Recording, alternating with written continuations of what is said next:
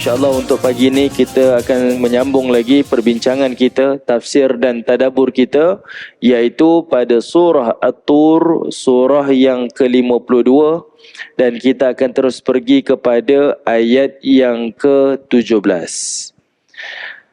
Kita akan perhatikan tuan-tuan pada ayat yang ke-17 daripada surah At-Tur. Ini adalah ayat yang bermula dengan cerita-cerita tentang syurga Allah Subhanahu wa taala. Bismillahirrahmanirrahim. Assalamualaikum warahmatullahi wabarakatuh. Alhamdulillahi rabbil alamin. Nahmaduhu wa nasta'inuhu wa nastaghfiruh. Wa na'udzu billahi min syururi anfusina wa min sayyiati a'malina. Man yahdihillahu fala mudilla lahu wa man yudlil fala hadiya lahu. Syahadu an la ilaha illallah wahdahu la syarika lah. Wa ashhadu anna Muhammadan abduhu wa rasuluh. Allahumma himna rushdina wa idna min syari nafsina. Rabbi zidna ilman nafi'an warzuqna fahmah.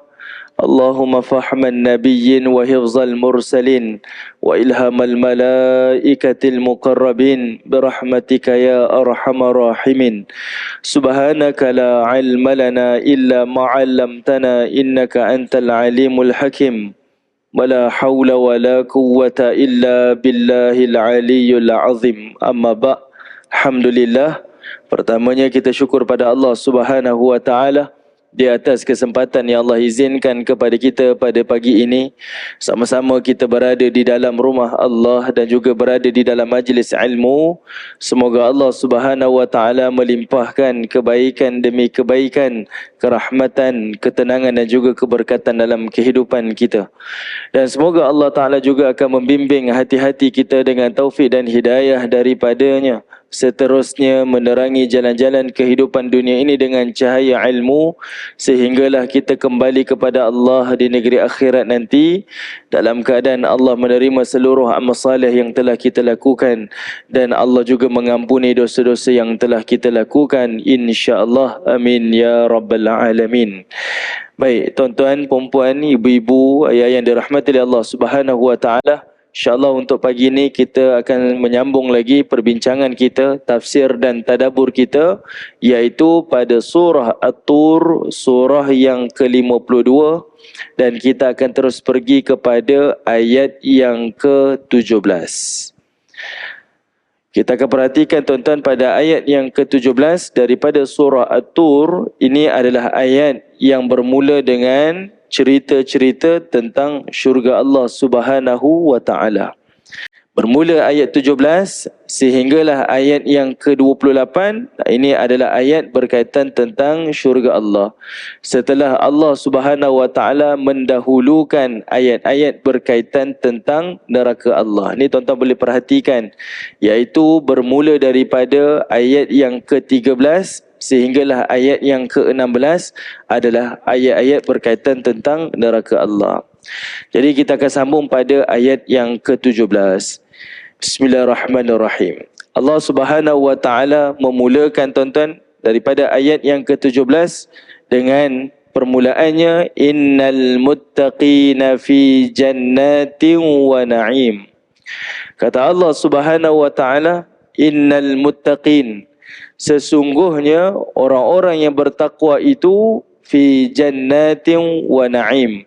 Mereka akan berada di dalam syurga-syurga Allah dan mereka akan tenggelam di dalam kenikmatan. Di sini tuan-tuan adalah ayat untuk membezakan siapakah penghuni neraka dan siapakah penghuni syurga. Sebab itu kalau tuan-tuan perhatikan pada ayat yang ke-16, tengok pada ayat 16 tuan-tuan, Allah Ta'ala menyebutkan islauha fasbiru aw la tasbiru sawa'un alaikum. Allah Ta'ala menyebutkan islauha, masuklah mereka ke dalam api neraka. Masuk ke dalam api neraka. Lalu Allah membayangkan azab dalam neraka itu adalah azab yang tak terperi dengan perkataan fasbiru aw la tasbiru. Kamu sabar ke, kamu tak sabar ke, sawa'un alaikum, sama je. Sebab apa tuan-tuan? Sebab kalau kita berada di dunia, Ada orang ditimpa ujian yang sama, tapi ada orang sabar, ada orang tak sabar.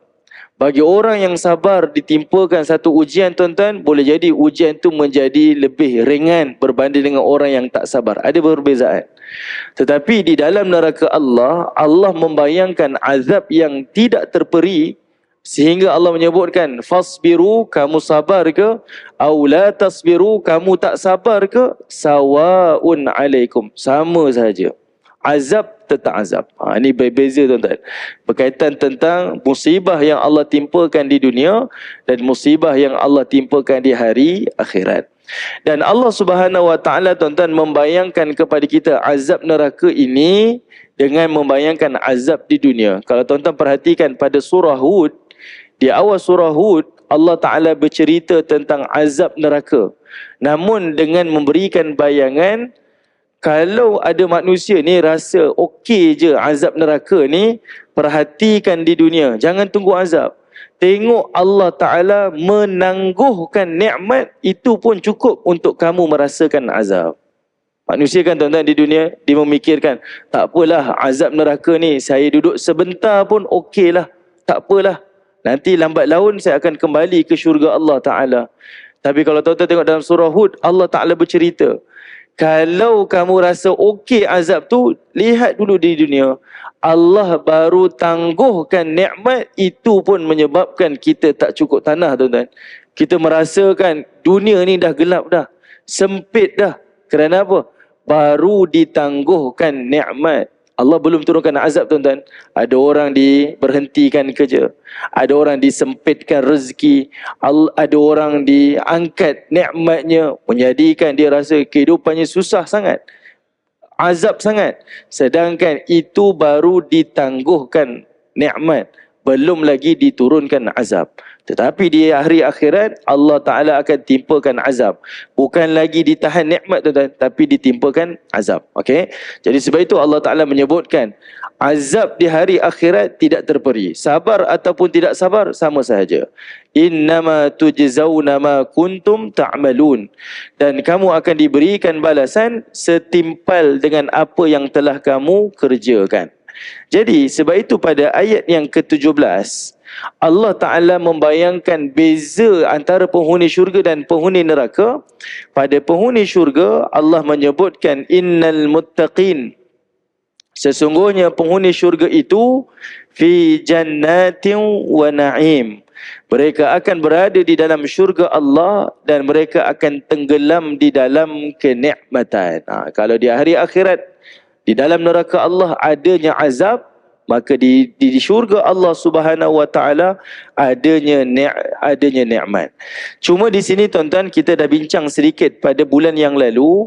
Allah Taala menyebutkan satu clue, tanda penghuni syurga Allah adalah al-muttaqin. Allah tak menyebutkan inna ashabal jannah, sesungguhnya penghuni syurga Allah. Allah tak sebut macam tu. Tapi Allah Ta'ala menyebutkan innal muttaqin, sesungguhnya penghuni syurga Allah itu adalah orang yang bertakwa. Kalau tuan-tuan ingat lagi pada bulan yang lalu saya sebutkan, tuan-tuan, ini menunjukkan kepada kita peluang ke syurga Allah ni di antara kita sama sahaja, tuan-tuan. Tuan-tuan pengurusi masjid ataupun tuan-tuan tak ada apa-apa jawatan di masjid, peluang kita sama. Sebab syarat ke syurga Allah Subhanahu Wa Taala bukan imam, bukan muazzin, bukan tok siap ataupun siapa sahaja yang ada jawatan di masjid, tidak. Tetapi peluang untuk ke syurga adalah orang yang bertakwa. Siapa sahaja, kamu kaya ke, kamu miskin ke, kamu ada pangkat ke, tidak ada pangkat ke, semuanya ada peluang untuk masuk ke syurga Allah. Dengan syarat adalah orang yang bertakwa. Apakah yang dimaksudkan dengan takwa, tuan-tuan? Adalah orang yang menjaga hubungannya dengan Allah Subhanahu Wa Taala. Sebab itu sebahagian ulama menyebutkan orang yang bertakwa ini adalah orang yang sentiasa berhati-hati daripada melakukan satu perbuatan yang menjauhkan dia daripada Allah. Itulah namanya takwa, yang kita sebut sebagai taqarrub, menghampirkan diri kita kepada Allah Subhanahu Wa Taala. Baik, Tuan-tuan yang dirahmati oleh Allah Subhanahu wa taala. Lalu pada ayat yang ke-18 Allah Taala menyebutkan tentang nikmat-nikmat yang ada di dalam syurga Allah. Perhatikan tuan-tuan. Allah Subhanahu wa taala menyebutkan pada ayat yang ke-18. Fakihina bima atahum rabbuhum. Kata Allah Subhanahu wa taala, fakihin. Perkara pertama yang Allah berikan kepada penghuni syurga adalah mereka itu akan bergembira, bersukaria. Itu perkataan fakihin. Mereka bergembira dan bersukaria. Bima atahum rabbuhum. Dengan apa yang diberikan oleh Tuhan mereka kepada mereka. Okey, baik. Di sini tuan-tuan, Allah Subhanahu wa taala membayangkan kepada kita ada satu nikmat. Apa nikmat dekat sini tuan-tuan? Iaitu nikmat pemilikan. Nikmat pemilikan. Maksudnya, di dalam syurga Allah, apa sahaja yang kita nikmati dan apa sahaja yang kita lihat, itulah kepunyaan kita. Dia berbeza di dunia. Di dunia tuan-tuan, apa yang kita nikmati bukan harta kita. Apa yang kita rasai bukan milik kita. Dan apa yang kita miliki di dunia ni bukan milik kita tuan-tuan. Semuanya adalah pinjaman. Tetapi berbeza di dalam syurga Allah, apa yang kita rasai, nikmati dan lihat, semuanya itu adalah milik kita. Sebab itu di dalam satu hadis baginda Nabi SAW tuan-tuan, ada seorang penghuni syurga ni, dia duduk di syurga yang paling bawah. Dalam bahasa kita tuan-tuan, dialah penghuni syurga yang paling miskin di dalam syurga Allah. Dia adalah orang yang paling akhir masuk ke dalam syurga Allah. Lalu Allah Ta'ala tawarkan kepadanya syurga. Kata Allah, atarda an yakuna laka mithlu mulkin malikin min mulukid dunya. Wahai manusia, adakah kamu nak kalau aku berikan kepada kamu satu syurga, yang mana syurga itu adalah seperti mana kerajaan bagi seorang raja yang paling terkaya di dunia? Lalu kata si fulan ni, raditu rabbi, aku nak wahai Allah, aku nak.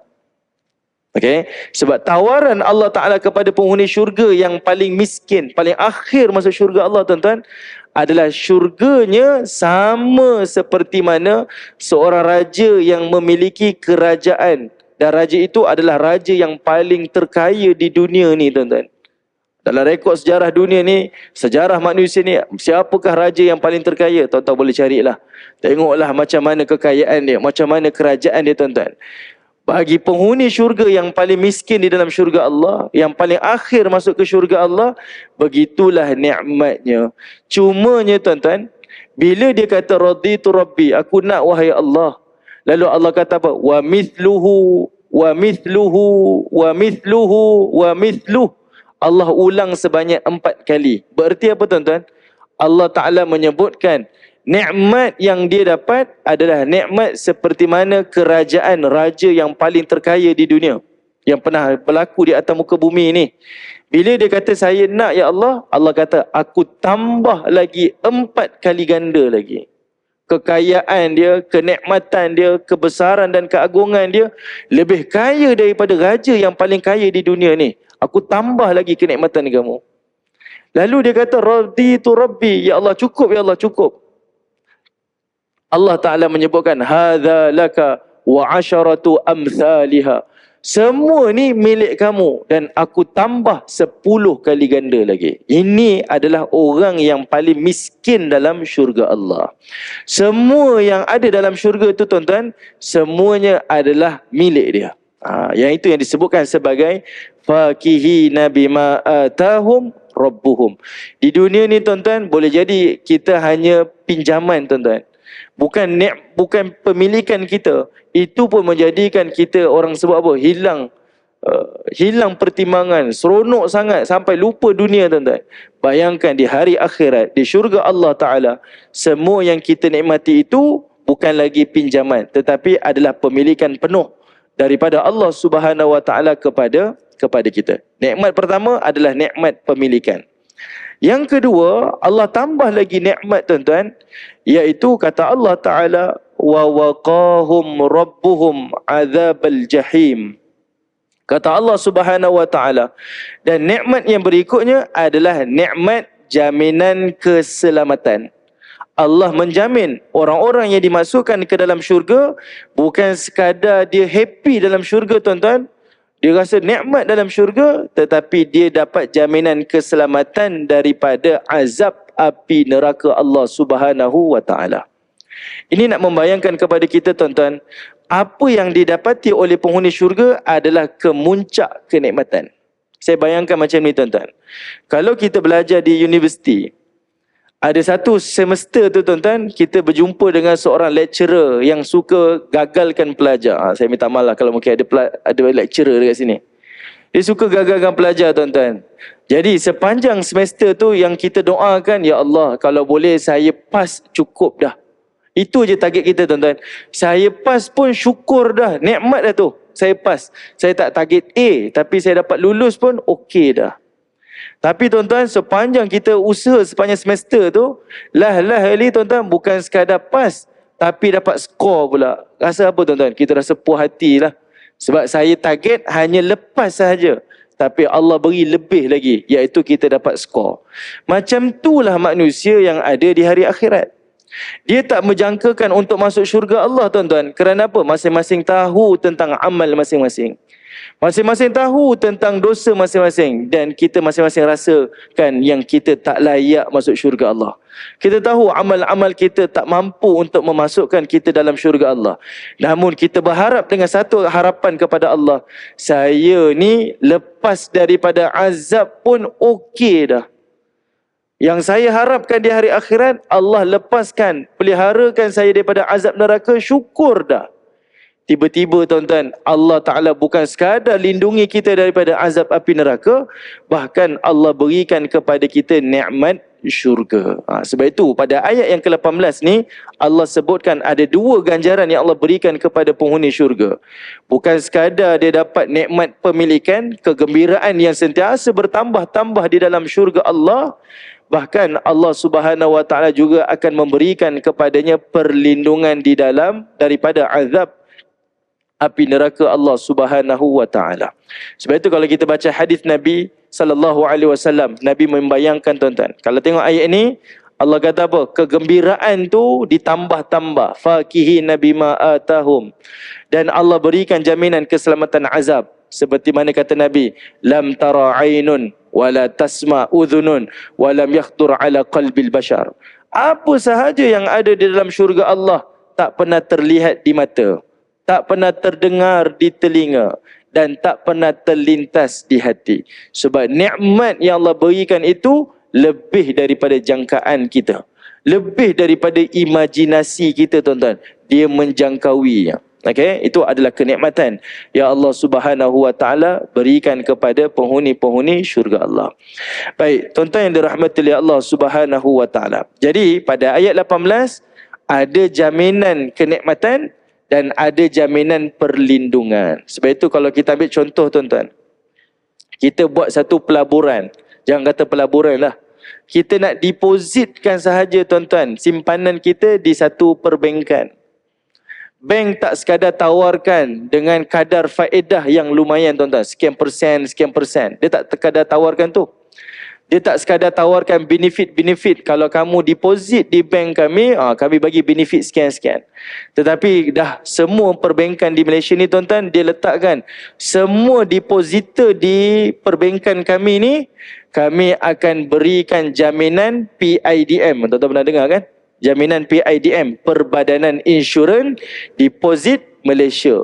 Maksudnya kalaulah perbankan ni rugi, ataupun dia muflis contohlah, ataupun apa-apa yang berlaku, setiap sen yang kamu depositkan di perbankan kami, kami akan bayar dan tidak akan berkurang walaupun 1 sen. Ada jaminan perlindungan dekat situ, tuan-tuan. Kita rasa apa?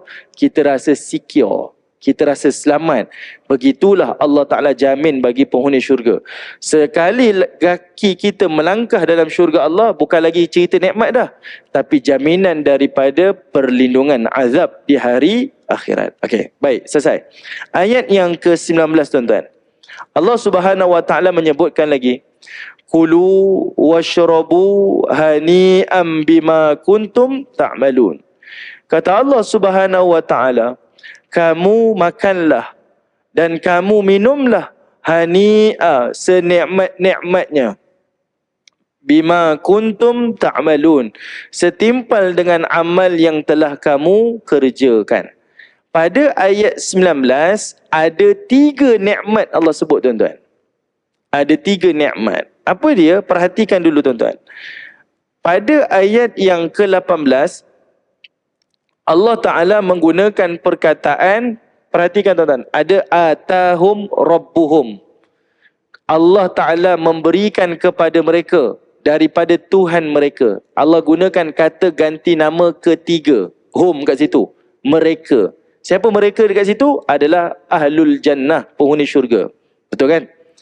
Tetapi pada ayat yang ke-19 Allah menyebutkan kulu washrabu. Itu adalah dhamir kata ganti nama kedua, iaitu bererti kamu. Tuan-tuan tengok pada terjemahannya, tuan-tuan boleh nampak. Kamu makanlah dan kamu minumlah. Okey? Allah menggunakan kata ganti nama kedua. Kalau kita tengok seolah-olahnya macam tidak konsisten. Ayat sebelum ni Allah menyebutkan penghuni syurga dengan kata ganti nama ketiga, mereka. Pada ayat yang ke-19 Allah Ta'ala menyebutkan tentang ahli syurga dengan kata ganti nama kedua, iaitu kamu. Kenapa, tuan-tuan? Baik, di situlah menunjukkan kepada nikmat. Apa nikmat yang Allah Ta'ala nak berikan kepada penghuni syurga, tuan-tuan? Baik, di sini, tuan-tuan, Allah Subhanahu wa Ta'ala nak menyebutkan kepada kita, bila Allah gunakan kata ganti nama kedua pada ayat 19 ni, kulu washrabu hani'a, kamu makanlah dan kamu minumlah senikmat-nikmatnya, itu menunjukkan kepada kita di situ adanya nikmat batin. Nikmat batin, iaitu Allah bercakap secara langsung dengan penghuni syurga. Dan itu adalah kemuncak kenikmatan. Imam kita baca, tuan-tuan, daripada surah Al-Mutaffifin tadi. Kalla innahum ar-rabbihim yawma idzin lamahjubun, kata imam tadi. Daripada surah Al-Mutaffifin. Allah Ta'ala kata apa? Sekali-kali tidak, jangan buat macam tu. Sebab orang yang melakukan dosa di hari akhirat nanti, mereka tidak akan dapat melihat Allah Subhanahu wa Ta'ala. Allah Ta'ala menggunakan perkataan la mahjubun. Dia akan terhijab daripada melihat Allah. Kata Al-Imam Syafi'i, tuan-tuan, pada ayat itu adanya mafhum mukhalafah ataupun disebut sebagai vice versa, kata berlawanan. Yang mana bagi penghuni neraka Allah, kalau dia masuk neraka, dia tidak akan melihat Allah. Itu adalah azab. Maka bagi penghuni syurga, nikmat dia adalah mereka melihat Allah Subhanahu wa Ta'ala. Dan ini disokong di dalam hadis-hadis Nabi SAW. Kita bukan sekadar melihat Allah, tuan-tuan, tapi pada ayat ini manusia akan bercakap secara langsung dengan Allah Subhanahu wa Ta'ala. Dan itu adalah kemuncak kenikmatan. Bayangkan, tuan-tuan, kalau kita baru berkahwin, yang belum kahwin jangan dengarlah, yang kahwin je. Mula-mula kahwin macam mana, tuan-tuan? Isteri kita masak ke apa ke, mula-mula kahwin kan, kita tak nak makan pun. Sebab apa? Saya tak makan pun tak apa, tengok awak pun kenyang dah. Itu kita masa mula-mula kahwin kan. Tak makan pun tak apa, tengok awak pun kenyang dah. Sebab apa? Ada rasa kecintaan, tuan-tuan. Rasa gembira tu, tak makan pun tak apa, tengok pun puas hati dah. Di hari akhirat, tuan-tuan, Tuhan yang kita cintai, Tuhan yang kita memperhambakan seluruh kehidupan kita kepadanya, waktu kita melihatnya di hari akhirat, tuan-tuan, itu adalah kemuncak kenikmatan. Itu adalah kemuncak kenikmatan. Seronok dah. Makanan, minuman, nikmat-nikmat syurga tu bukan lagi keutamaan. Yang paling utama, kemuncak kenikmatan dalam syurga Allah adalah melihat Allah. Dan pada ayat ini, Allah bercakap secara langsung. Allah Ta'ala bercakap secara personal dengan kita, tuan-tuan, dengan mengatakan kulu washrabu, kamu makanlah dan kamu minumlah seenak-enaknya, secara langsung, tuan-tuan. Apa perasaan kita, tuan-tuan? Maka sudah tentu itu adalah kenikmatan yang kita sebutkan sebagai nikmat batin. Bagi penghuni-penghuni dunia tuan-tuan yang belum lagi masuk ke dalam syurga Allah, secara tadabburnya tuan-tuan, ayat ini memberikan gambaran kepada kita seolah-olahnya sekarang ini Allah Ta'ala sedang bercakap secara langsung kepada kita semua. Allah Ta'ala seolah-olahnya memberikan harapan, siapakah penghuni syurga yang akan menikmati syurga-syurga ini? Allah Ta'ala kata apa? Kulu washrabu. Kamu ni, kamu siapa? Kamu yang sedang membaca ayat-ayat ini. Kamulah, bukan orang lain ni. Ni cerita bukan tentang orang ni. Ni cerita untuk kamu. Kamulah yang akan menikmati makanan dan minuman di dalam syurga Allah Subhanahu wa Ta'ala. Maka sebab itu, pada ayat 19 ini, Allah menggunakan kata ganti nama kedua. Okay? Sebab nak memberikan gambaran nikmat perbualan secara langsung di antara kita penghuni syurga Allah dengan Allah Subhanahu wa Ta'ala. Kemudian tuan-tuan, nikmat yang berikutnya pada ayat yang sama, kulu washrabu hani'a, iaitu nikmat secara zahir, iaitu nikmat makanan, nikmat minuman yang seenak-enaknya. Okey, itu nikmat zahir tuan-tuan. Makan dan minum dalam syurga itu adalah nikmat zahir, nikmat yang paling nikmat. Okey, dan makanan-makanan dalam syurga nanti tuan-tuan adalah makanan-makanan yang tidak memberikan mudarat kepada kita, tetapi nikmat yang menambahkan lagi nikmat. Ini kita akan jumpa pada ayat selepas ini. Okey, kita di dunia tuan-tuan nak makan, saya takut kalori tinggi pula. Oh, saya nak makan ni pun takut nanti tambah gula pula, kencing manis. Nak makan ni pula, oh saya takut nanti darah tinggi, macam-macam tuan-tuan kita bimbangkan. Tapi semuanya itu tidak ada lagi di dalam syurga Allah. Okey? Bukan sekadar tidak ada lagi risiko berpenyakit tuan-tuan, bahkan semua makanan dan minuman dalam syurga Allah nanti menambah-nambahkan lagi nikmat. Antara contohnya tuan-tuan, kalau kita tengok di dalam ayat-ayat Al-Quran, Allah Ta'ala menyebutkan buah-buahan di dalam syurga dengan perkataan fakihah. Ni tuan-tuan boleh tengok nanti. Ayat 22 surah At-Tur ni pun ada sebut. Allah menggunakan perkataan buah-buahan dengan perkataan fakihah. Kalau kita belajar bahasa Arab tuan-tuan, buah-buahan dalam buah-buahan ni disebut sebagai al-fawakih. Fawakih. Tapi di dalam ayat-ayat Al-Quran, bila Allah Ta'ala sebut tentang buah-buahan syurga, Allah tak kata fawakih, Allah kata fakihah. Kenapa fakihah tuan-tuan? Sebab perkataan itu berkongsi dengan perkataan fakihin. Sama dengan ayat 18 tu. Fakihin. Sebab apa? Sebab buah-buahan di dunia, kita makan, dia menambahkan zat. Buah ni ada zat vitamin C. Makan buah ni ada vitamin A, vitamin B, vitamin sekian-sekian. Ada je tuan-tuan. Makan buah ni ada kelebihan dia. Makan buah ni ada kelebihan. Di syurga Allah Ta'ala, manusia tak perlukan lagi zat-zat dan vitamin-vitamin tu. Tak perlu dah. Tapi manusia memerlukan kenikmatan demi kenikmatan. Jadi Allah Ta'ala menggunakan buah-buahan dalam syurga sebagai fakihah yang menunjukkan kegembiraan dan kita kata apa, bersukaria. Makan buah-buahan bukan lagi tambah kesihatan, tapi makan buah-buahan bertambah kenikmatan, bertambah kegembiraan, bertambah keseronokan dia. Dan itulah adalah fakihah. Itu bau buah-buahan tuan-tuan. Belum cerita lagi tentang makanan-makanan yang lain. Okey, ini gambaran yang Allah Subhanahu wa Ta'ala nak bayangkan tentang nikmat syurga. Baik.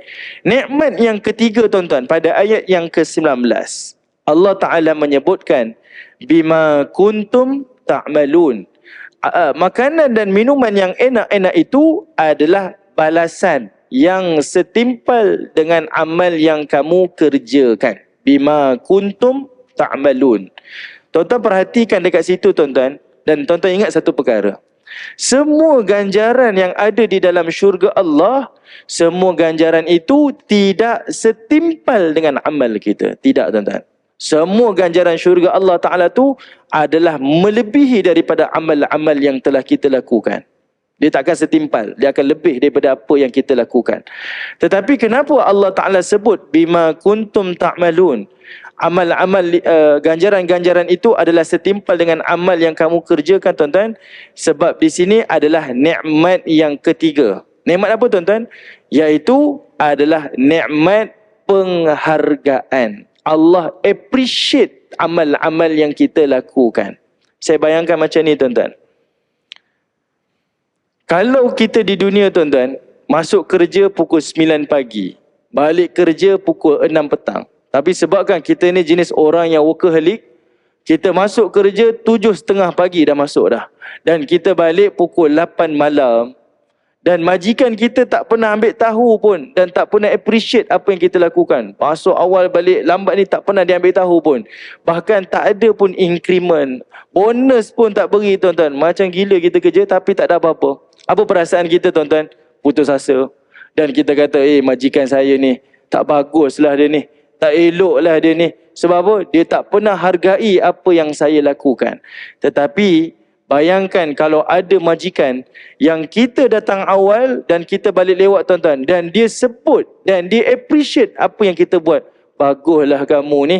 Datang paling awal, balik paling lewat. Dan saya berikan ganjaran-ganjaran, bonus-bonus. Saya tambahkan lagi gaji kamu sebab macam ni komitmen kamu, performance kamu.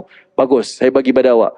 Allah Ta'ala bila sebut bima kuntum ta'malun tuan-tuan. Itu adalah gambaran Allah Subhanahu Wa Ta'ala sedang appreciate amal-amal yang kita lakukan. Allah Ta'ala nak bayangkan, saya bagi contoh macam ni tuan-tuan. Kalau di dunia hari ini tuan-tuan, kita bangun di tengah-tengah malam, yang kita rasakan Allah Ta'ala seolah-olahnya macam tak tahulah saya ni bangun malam. Di hari akhirat Allah sebut, amal-amal, ganjaran-ganjaran yang aku berikan kepada kamu, ini adalah amal yang dahulu kamu lakukan. Waktu orang lain tidur, kamu bangun malam untuk bertahajud dan sujud kepada aku. Aku tahu dan aku nampak. Dahulu waktu kamu susah, kamu berdoa, merayu dan mengadu kepada aku. Aku tahu dan aku nampak.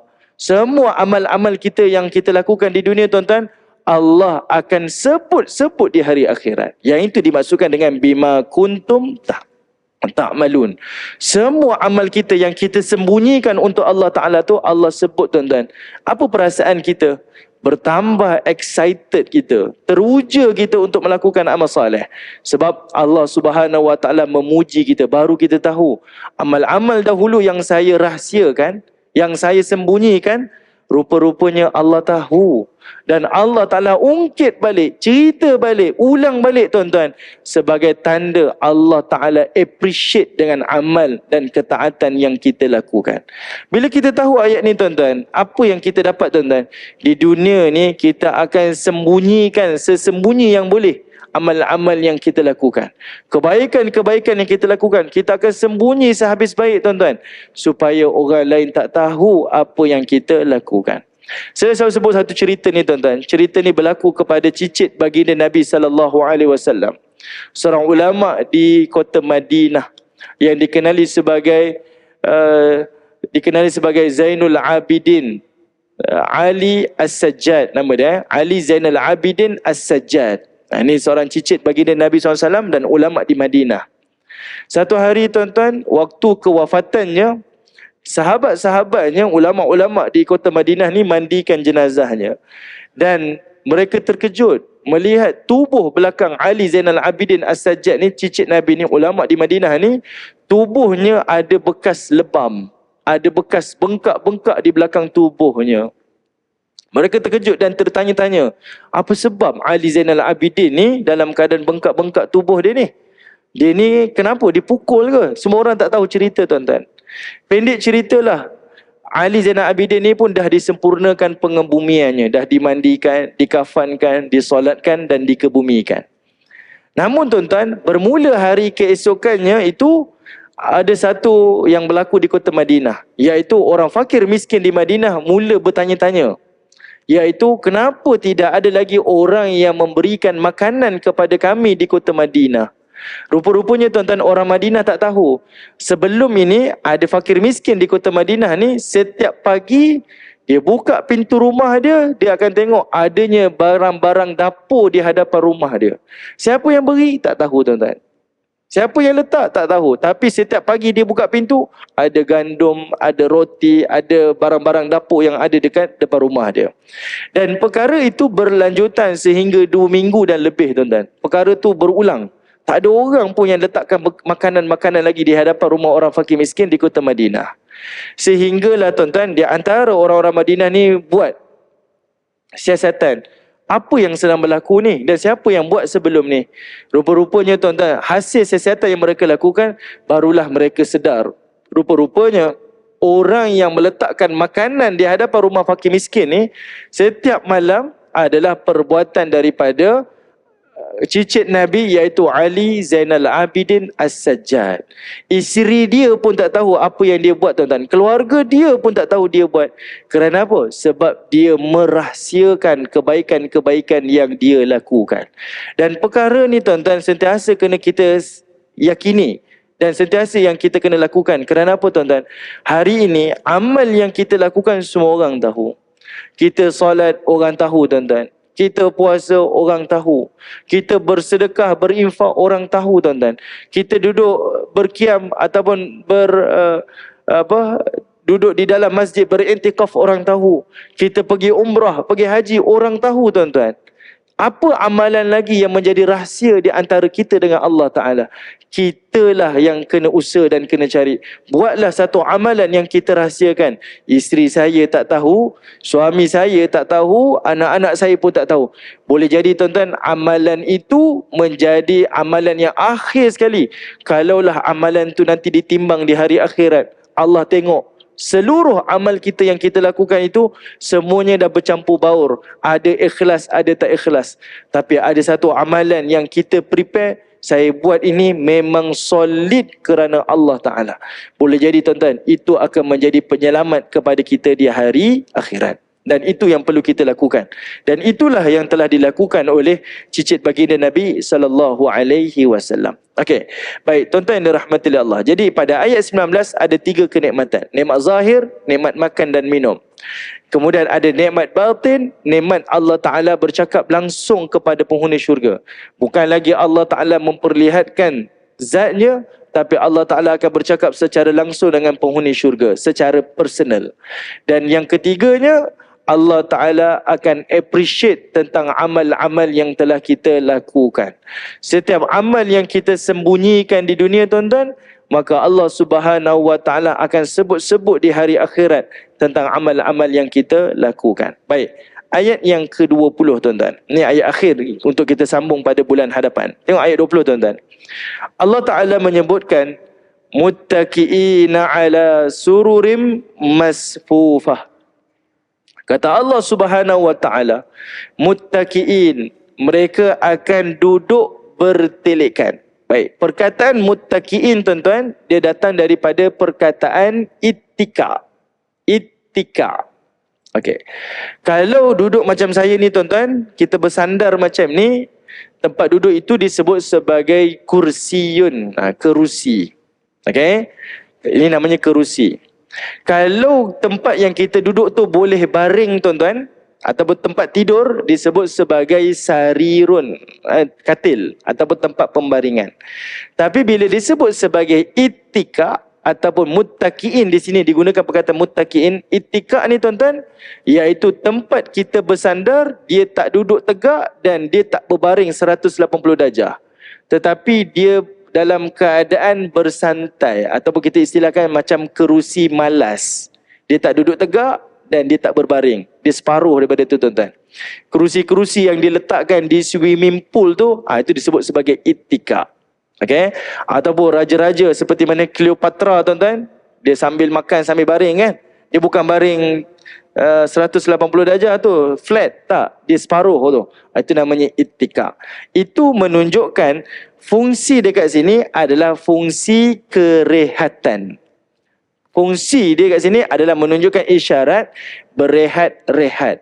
Dan Allah Subhanahu Wa Ta'ala tuan-tuan, apabila menyebutkan tentang nikmat syurga secara konsisten, tuan-tuan boleh perhatikan, apabila Allah Ta'ala sebut je nikmat syurga, perkara awal yang Allah sebut mestilah tentang nikmat kerehatan. Allah Ta'ala akan sebut berkaitan sama ada seperti mana Allah Ta'ala sebut di dalam surah Yasin, inna ashabal jannatil yawma fi syughlin fakihun. Sesungguhnya penghuni syurga Allah itu di hari akhirat fi syughlin, mereka berada dalam keadaan busy, sibuk. Sibuk dengan apa tuan-tuan? Sibuk dengan kenikmatan. Bukan sibuk kerja dah, sibuk dengan kenikmatan. Apa yang mereka sibukkan? Allah pun sambung. Hum wa azwajuhum fi dhilalin alal araik muttaqiun. Betul kan tuan-tuan? Allah kata mereka penghuni syurga dan pasangan mereka akan duduk berbaring di bawah teduhan. Dan Allah sebut kata araik sebab nak membayangkan nikmat syurga adalah nikmat kerehatan. Nikmat syurga adalah nikmat kerehatan. Dan ini adalah nikmat yang paling utama Allah berikan kepada penghuni syurga. Kerana penghuni syurga sifatnya di dunia adalah orang yang bekerja keras. Orang lain tidur tuan-tuan, kita dah bangkit awal untuk qiyamul lail kita, bangun qiyam. Orang lain tidur, hari ni hari Sabtu tuan-tuan. Kenapa tuan-tuan bangun tuan-tuan? Tidurlah, bukan pergi kerja pun. Tak, saya bangun juga. Sebab saya bangun kerana Tuhan saya. Orang mukmin ni hidup dekat dunia adalah dalam keadaan bekerja keras, beribadah. Orang lain kerja, saya pun bekerja tuan-tuan. Orang lain kerja culas-culas, kerja dalam keadaan mungkin melakukan penipuan. Saya kerja dengan kejujuran. Benda ni penat tuan-tuan, payah. Orang balik kerja, saya pun balik kerja. Orang balik kerja terus pulang ke rumah. Saya tidak. Orang mukmin balik kerja, singgah dulu solat maghrib berjamaah. Ada kuliah maghrib, stay dengar kuliah maghrib dulu. Ada solat isyak jamaah, dia pergi solat isyak jamaah, kemudian baru pulang. Dan dia akan lakukan rutin itu berulang-ulang. Ada duit, pendapatan disimpan, ditabungkan tuan-tuan, lalu dibelanjakan di jalan Allah. Kadang-kadang dia tak menikmati tapi diberikan kepada orang lain. Ada harta disimpan tuan-tuan, lalu dilaburkan buat ibadah haji, buat ibadah umrah. Ada duit sepatutnya pergilah berjalan holiday tuan-tuan, tidak, dibelanjakan pergi haji, pergi umrah. Bukan satu kerja mudah, berpenat-penat, bersesak-sesak, berpanas-panas. Sebab orang mukmin meyakini hidup di dunia adalah bekerja keras melakukan ketaatan kepada Allah. Dan kerehatan itu yang sebenar adalah di dalam syurga Allah. Sebab itu tuan-tuan boleh tengok dalam Quran, secara konsistennya Allah Ta'ala bila sebut tentang nikmat syurga, ada tempat duduk, tempat bersandar, tempat berbaring. Dia bukan sekadar cerita nikmat tu tuan-tuan, tapi dia nak bercerita tentang nikmat kerehatan. Sebab di dunia kita telah bersusah payah melakukan ketaatan kepada Allah Subhanahu wa taala. Namun tuan-tuan, pada ayat ini Allah Taala bukan sekadar cerita tentang nikmat berehat, tetapi Allah nak sebutkan ada satu lagi nikmat bila Allah Taala menyebutkan perkataan masfufah. Tuan-tuan perhatikan dekat situ, masfufah. Yang mana tempat duduk tu, tempat mereka bertelekan itu tuan-tuan, bersandar berehat-rehat itu dalam keadaan masfufah, dalam keadaan tersusun. Soft, masfuf tu maksudnya soft, diluruskan soft. Itu menunjukkan tuan-tuan seperti mana yang disebutkan oleh Al-Hafiz Ibn Katsir pada ayat ini tuan-tuan, iaitu tempat pembaringan mereka itu akan disusun dalam keadaan berderitan, berderit. Kenapa disebut masfufah berderet ni tuan-tuan? Sebab nak membayangkan ada satu nikmat dekat sini, iaitu adanya nikmat bersosial. Sebab penghuni syurga, kalau dia seorang je dapat nikmat tuan-tuan, dia makan nikmat, dia minum nikmat, ni rumah besar, ni besar, pakaian mewah.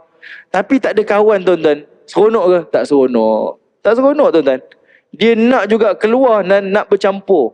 Pergilah pasar malam ke, saya nak pergi nak jumpa dengan orang. Saya tak boleh duduk seorang-seorang. Sebab itu adalah fitrah. Jadi Allah Ta'ala tunjukkan dekat sini, bukan sekadar dia dapat nikmat makan, nikmat minum, nikmat perlindungan azab, nikmat pemilikan syurga, apa lagi, nikmat berehat-rehat, tetapi di sini ada satu lagi nikmat, iaitu nikmat bersosial. Dia duduk dalam kelompok-kelompok dia. Dan kita akan jumpa lepas ni ayat-ayat perbualan-perbualan di antara penghuni syurga. Allah ada rekodkan dalam Quran beberapa tempat tentang dialog di antara penghuni syurga. Apa yang dibualkan oleh penghuni syurga tuan-tuan? Antara sekian penghuni syurga dengan sekian penghuni syurga. Benda ni penting.